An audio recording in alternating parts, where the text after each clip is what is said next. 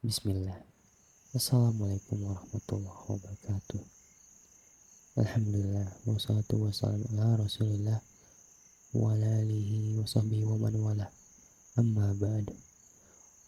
Welcome to Ikros, brothers and sisters. Tonight, I'm going to continue the story of our Prophet Muhammad Sallallahu Alaihi Wasallam. So, sit back, relax, and enjoy the story.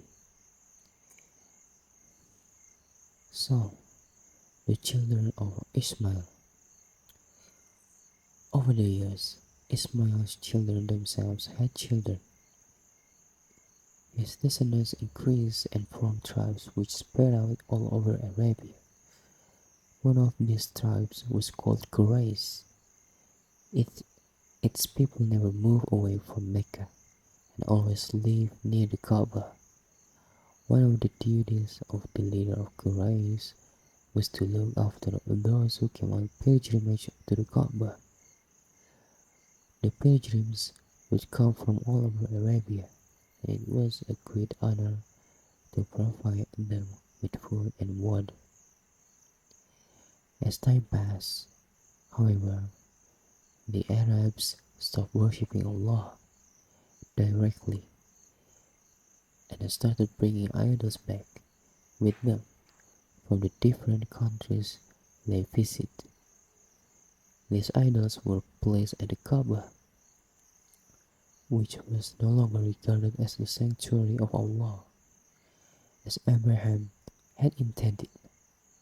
It was, however, still respected by the Arabs.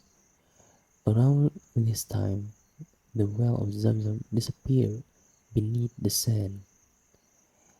Also at this time, Qusay, one of the leaders of Quraysh, became ruler over Mecca. He held the keys of the temple and had the right to give water to the pilgrims, to feed them, to take charge of meetings, and to hand out war banners before battle. It was also in his house that Quraysh settled their affairs. After Qusay's death, his son Abdulmanaf, who had become famous during his father's lifetime, took over the leadership of Quraysh. After him came his son Hashim. It is said that Hashim was the first to begin the two great caravan journeys of Quraysh, one in the summer to Syria and the north, and one in the winter to Yemen and the south. As a result, Mecca grew rich and became a large and important center of trade. One summer, Hashim went north to buy goods to sell in Yemen. On his way, he stopped in Yathrib to trade in the market, and there he saw a beautiful woman.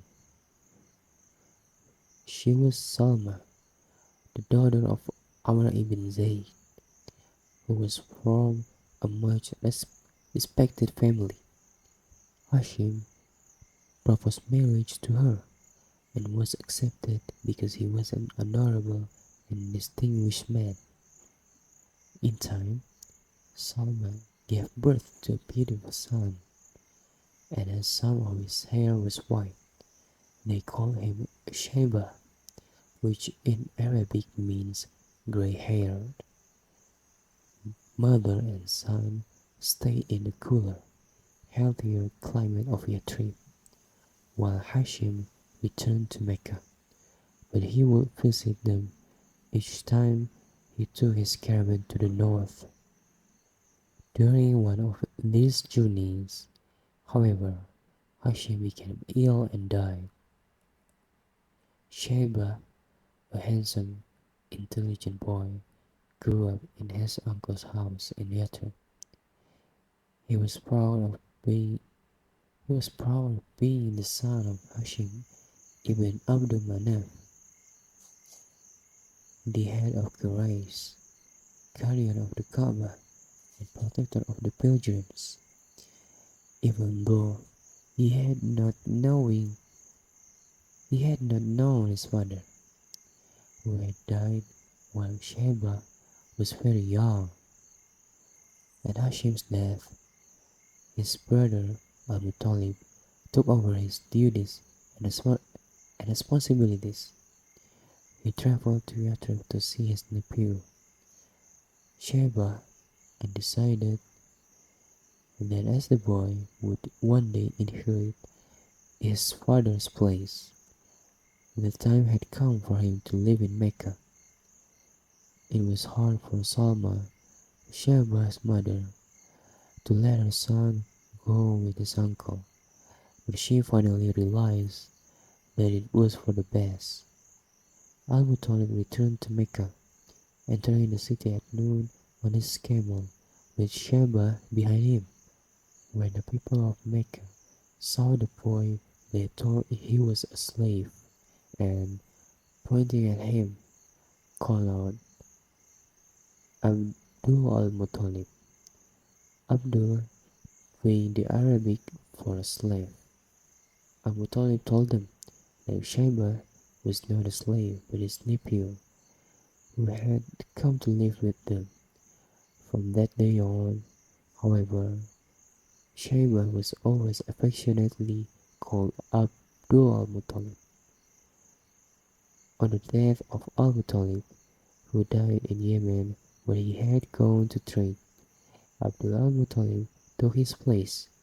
He became the most respected member of his family, loved and admired by all.